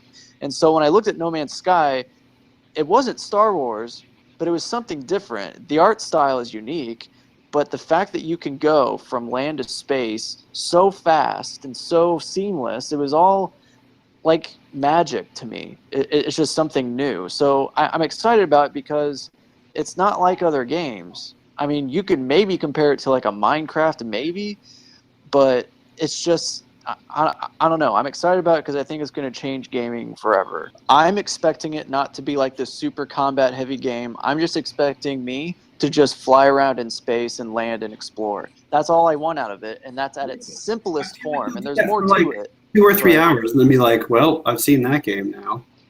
Maybe for someone, like, maybe you've seen the it'll core be that way for gameplay. me too. But I think I'll enjoy it. Maybe it's Yeah. because Right, I've been wanting it for so long. Right, I when it don't comes down to the name of the category, I mean, it does make sense for that to be a nomination, though. I mean, like, you just explained it. I mean, nobody really knows what we're going to get. They've said what it's going to be, and now we have to wait and actually, see what it, see what it is. It's still almost inconceivable to me that they've pulled something like this off. So I think that's why I'm so excited about it, because it's so different. And like, they are talking big game about it, but they're actually showing it too. And my mind just explodes. I don't watch many game trailers and just say, oh, my mind's going to explode. Like, I expect what that's going to be. I'm excited about this because I don't know fully what to expect, and that gets me excited. Well, how much have they shown? They've shown like probably 4 or 5 different worlds, and they're calling for like billions. I wonder how many, the billions of planets will actually like be different and unique, and like like one planet might be the exact same as another one, except different colored trees, or like, there's I don't know. one big mountain range instead of 2, or like, I mean, who knows? I'm sure it'll be a good game and a fun game. I'm just kind of skeptical how much of a lasting appeal it's really going to have. Yeah, but that's, And that's the whole anticipation factor. It's like, can they do it? I think right there we're kind of naming the winner of this category. It's like, everyone's excited to see what's going to even come about it. Like, I'm excited to see it flop, to be honest. I don't know why, but I want this game to fail.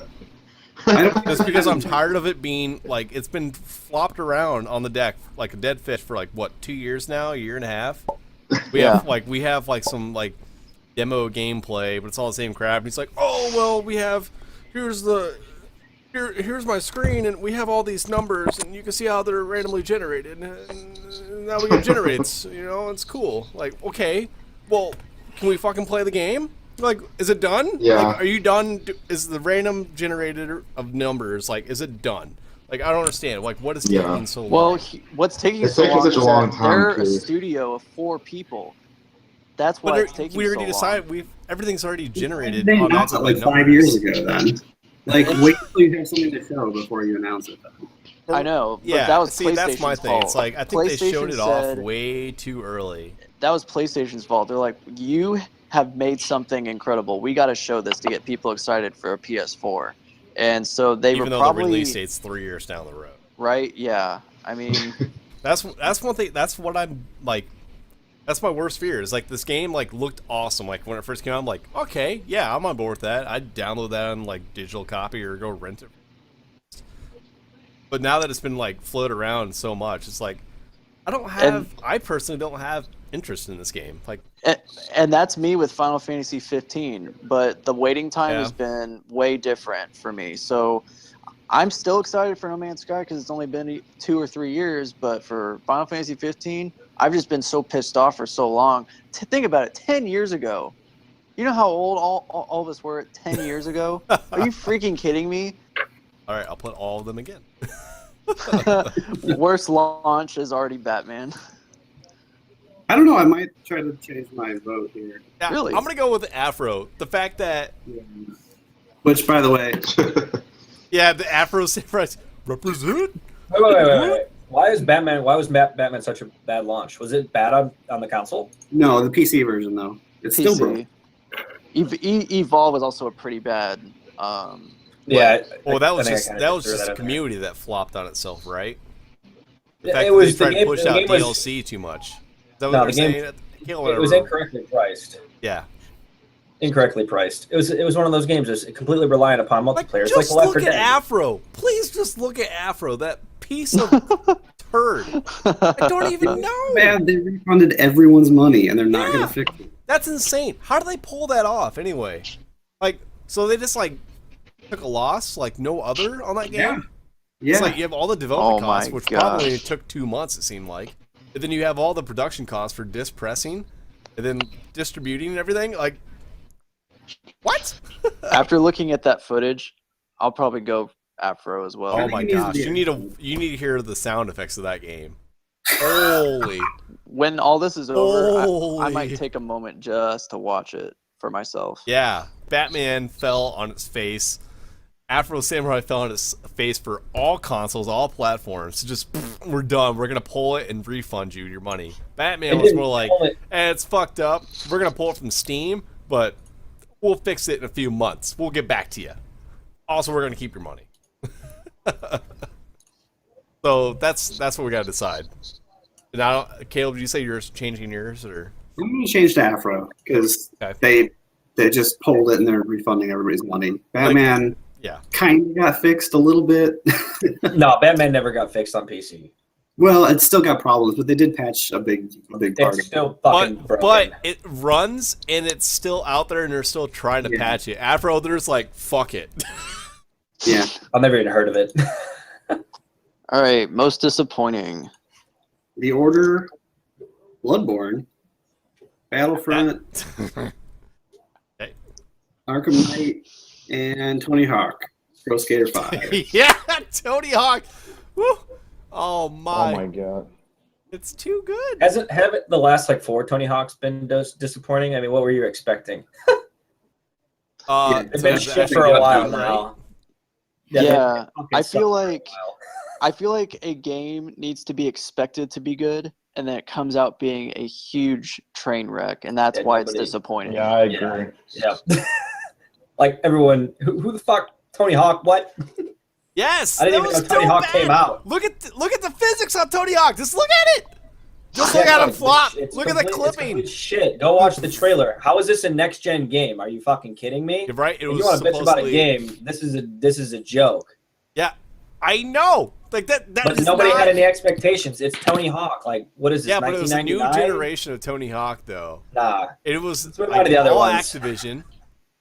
Activision put their name behind it, and they let that go out on the shelf. All right. So the other 4. Well, okay, Yeah, let me the say other four. something. The order. This is I'm gonna disagree with that one. Are you?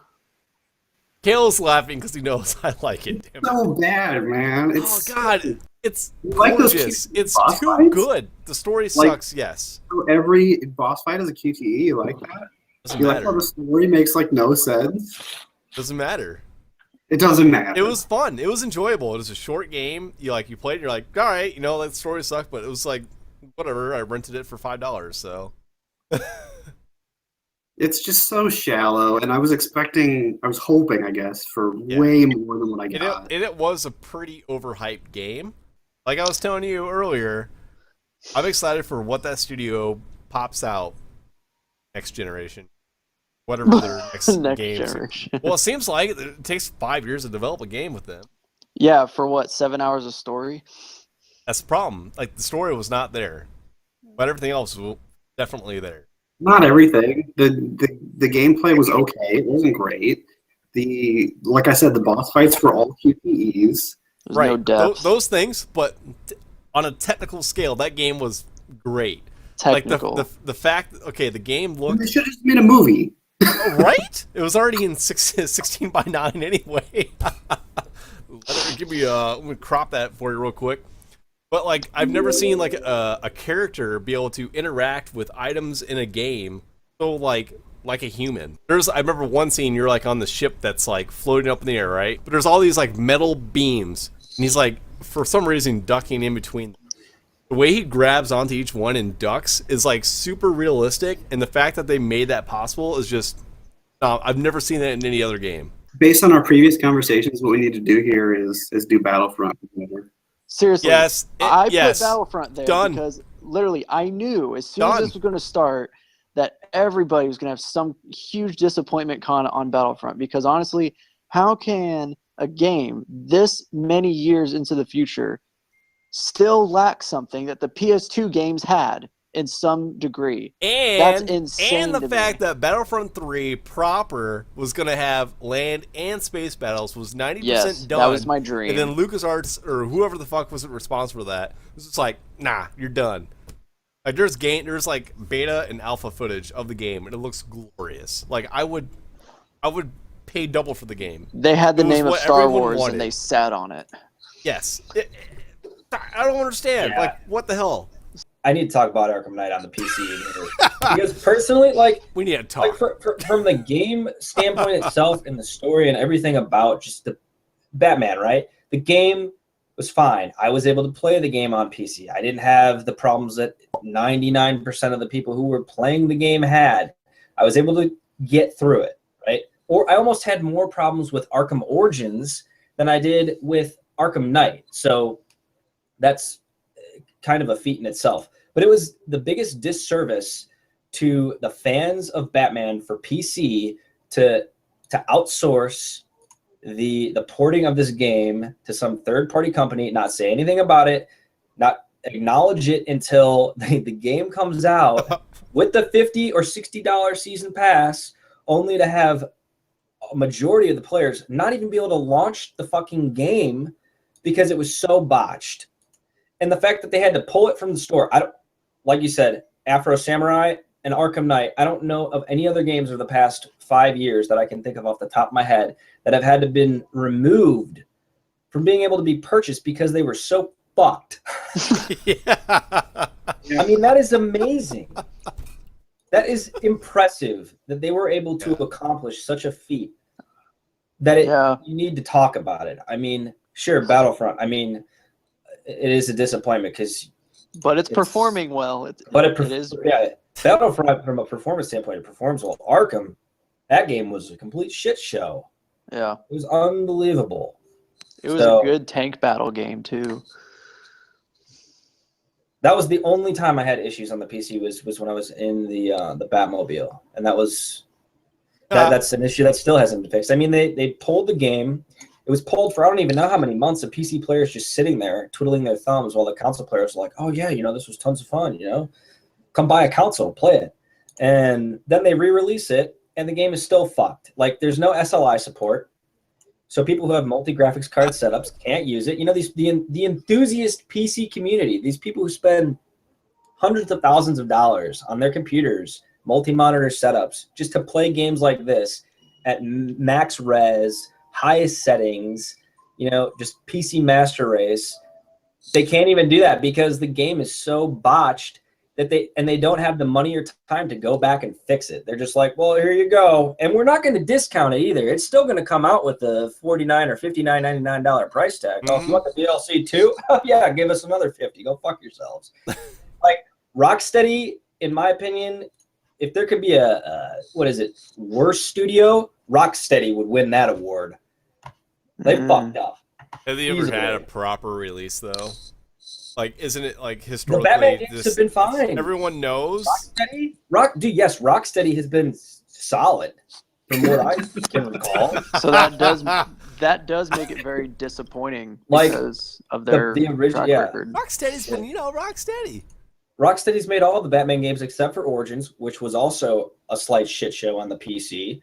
So if you subtract that, if you had the original Batman, Arkham Asylum, and then Arkham City, I don't remember having any major issues with either of those games on the PC when they came out, although I think they were released after the console versions, I believe. But no major performance issues. And then Arkham Knight was just a hot mess. Everyone, the anticipation and the excitement for a new game from Rocksteady coming out on all platforms was just, the anticipation was crazy high. And then it came out and PC players just wreaked havoc all over the place. And the game probably has so many bad reviews, although it's probably not that bad of a game, just simply because the PC port is it's an embarrassment. It's just a fucking embarrassment. All right. So Most disappointing. yeah. Most disappointing. He's just complaining about. Might be just collectively everybody. I think. Yeah, those two. I think those two games are the winners. But most disappointing, I would say, Battlefront. Yeah. Easiest to complain about, Arkham Knight. Specifically the PC version, because I don't really have a whole lot to complain about there. Like I still like playing Battlefront. I just complained about like when it first launched and I got my hands on it, I was like, sweet, this is gonna be freaking tits, just like back like it was in high school kind of thing, hook up my multi-taps to my PS2 and happy days. Now it's like, all right, we'll give you some stuff. So I think Battlefront buy a season pass, maybe we'll throw that in later. We're not gonna let you know though. All right, the time has come. The time has finally arrived. Game of the year. So, Caleb, Metal Gear Solid 5. When I was in high school, and we had an English class, and we would read a novel in English class, and my freshman year I'd go in and be like, what the hell did that mean? That made no sense at all. And my professor would explain it and kind of make a little bit of sense. But by senior year, it was to the point where you're starting to pick out things about the novel. You're like, okay, well, that contributes to the theme. This contributes to the theme. And then you get into class and you talk about it a little bit more. And everyone has different ideas, and you bring them all together, and you kind of you understand what that novel means as a whole.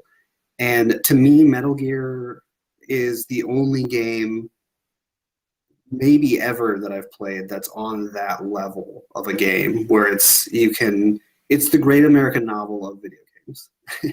Everything in that game contributes to the whole, contributes to the theme that it is.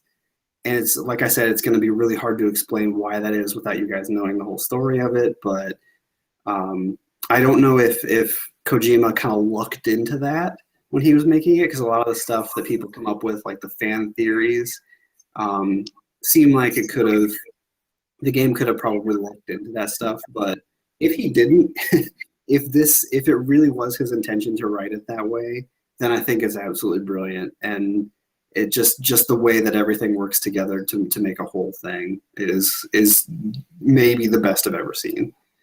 So that's why Metal Gear is my nomination. Austin have the same. He voted Witcher 3, and I did as well. He hasn't beaten it yet, but I know that he's enjoying his experience, and he's still going at it pace by pace. For me, I had beaten it. I've also beaten Metal Gear Solid 5: The Phantom Pain. Now, this was easily, I agree, honestly, with Caleb 100%. Only Kojima could do what he did. And I was neck and neck with The Witcher 3 and Metal Gear for the longest time. Honestly, I had earlier in the year before it came out, before Metal Gear came out, I had it going to be better than The Witcher 3 just because I'm a diehard fan. And it honestly came down to both games being perfect in their own way. You can have little tidbits here or there, but honestly, the only thing that made The Witcher 3 stand out more than Metal Gear Solid 5: The Phantom Pain to me came down to just one thing, one final little thing. And it pains me because I know Konami is the one to blame for this. Metal Gear Solid 5 is incomplete to a degree. There are portions of it toward the end that you feel very, not dissatisfied, but as a fanboy a little bit, but there are portions of it, and I got the collector's edition of this thing. So I got a special DVD that actually showed the fans exclusively what was cut from the game, and it made my heart melt. And I knew it came down to this whole year-long Konami BS, and they were probably just saying, no, you will release it at this time. Your development, whatever, is going to be marked and scarred, and you're not going to be able to get everything you want out. That, what he had delivered, it's online if you ever want to go find it and watch it. And the concept of it looked amazing. And he actually had cutscenes finished. And it pains me because I know it would have been the best game ever if it would have been complete, and it wasn't. So The Witcher 3 for me wins Game of the Year. Both of those are Game of the Years. But The Witcher 3 for me wins because, again, I've said it before, The Witcher 3 wins Game of the Year because it is the most complete experience I've ever played in a video game. Story-wise, just conclusiveness. You know, most games can't end a game very well, but The Witcher 3 did it flawlessly. And it was the first I've ever played. It brought me into the series. In fact, I loved it so much that I actually bought the author's books. I got one now. I bought it not that long ago, very recently, because Austin actually also got a book from them. I got the collector's edition guide, strategy guides for both games, and I also got a more just stuff. It's crazy. So I'm in love with it. And The Witcher 3 is my Game of the Year, with Metal Gear Solid 5 just falling short, barely. I agree with you that it is a major disappointment that content was cut from Metal Gear. I think it was a huge mistake of Konami to put that on that DVD because I think without it, I think it is a complete experience. But knowing that there was more cut kind of sucks. I just think it was a big mistake of theirs to put that out there. Yeah. It is. It's like a slap in the face, like, hey, by the way, here's other content you could. And it looked unbelievable. It looked like the greatest finale finish boss fight, and it looked like, for me, a great ending. So was it all like cut. alpha footage or something like that? Like, yeah. Oh yeah, the full 9 yards. You can see it online if you want. Just look it up.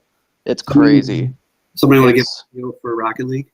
Rocket League doesn't really stand up on its own as like a complete series by any means, or like a great story or anything. It's just a simple, stupid, fun, easy game for everyone to like. Anyone can like jump in the living room and be like, let's play this and have a great experience. Yeah, that's the only pitch I have for the game. I equate it to like when the Wii came out, like. It was like a multi-generational game. Like anybody could get up and play like Wii Sports. Like you could go bowl, you could go do home run, whatever it was. Like there were things on the Wii U that had all age groups involved in it. And I feel like Rocket League is one of those games where, like, regardless of what you may enjoy in a game, I feel like if you pick up and play Rocket League, it's something that you may come back to. And play multiple times. And like, I played a bit of The Witcher. I haven't played Metal Gear yet. Both of those games are also very long and time consuming, which is obviously part of the reason that they're considered in this category, is because there's just so much to them and they have so much content there. And it's funny because the amount of time that I've already put into Rocket League equates to what it would have taken me to beat one of these games individually. So how many hours do you have on Rocket League? Over 100. Yeah. So Both I of play those it. games, then you could have beaten both of those games. Yeah, exactly. So I play it a lot, and it's just the games which have almost like an end game and require so much time are intimidating to me. Rocket League's not intimidating to me. Rocket League's something I can, if I want to play a quick game or two, I hop on and go. Like, and it's so much fun, and I enjoy it so much. So it had to go as my Game of the Year. But Austin said yes, Witcher 3 for its vast open world with fun gameplay and compelling story. So All I'm right, speaking on so his Witcher behalf. 3 it is. Witcher Second, 3. it's going to be Metal Gear, and close third, Rocket League. Okay, that in itself is impressive though, because technically we label that as an indie game. The fact that that's even in that top 3 list, Yeah. that is insane, Yeah. right? Like, is that not crazy? I don't think it would have been as big had it not been a PS Plus game, honestly. Oh yeah, word of mouth carried that Yeah. like wildfire. Mm-hmm. Because, like, well, Eddie and I were debating very heatedly on Facebook. The game's not new, technically. It's a new release. It's been out before as a different label from the same developers, but it just never took Steam because they did some tweaks to it to make it more user friendly to everyone to play. Like right now with the new update, you can the physics engine and stuff a little bit. You can make the ball like launch faster. You can have infinite boost. You can have a freaking hockey puck now with ice, or you have a sand with a giant map. They used to have all those kind of modifiers and stuff. Now it's more locked down. They're kind of slowly opening it up to the world that they used to have, but they had to get people on board and be like, "Hey, this like Rocket League's like this is my shit. Like great." Like Eddie over here playing like 269 hours like a week. Insane. Like I don't know how, but like something new comes out in Rocket League. And get the DLC. For me, I'm gonna buy the deal. I just buy it. Speaking Like, of there's not hours, many games you can think of or name off like, oh yeah, new DLC for this game. Yeah, I'll fork out $2-3, no problem. Like Speaking I would of- no problem. speaking of hours, I played it on Xbox, but yes, I did get the 1,000. oh my gosh, That was over 100 hours. dude, Metal Oh my Gear gosh. games are legendary for being one of the hardest games to get platinums in. It's not That's really hard. impressive to me. It's a lot of work. That is very impressive to me. Yeah. All right, guys. All right. Well, I'm gonna sign off for the night. Whee! Top of Rocket League. All right. All right. See you guys. Have a good night. Later. Bye.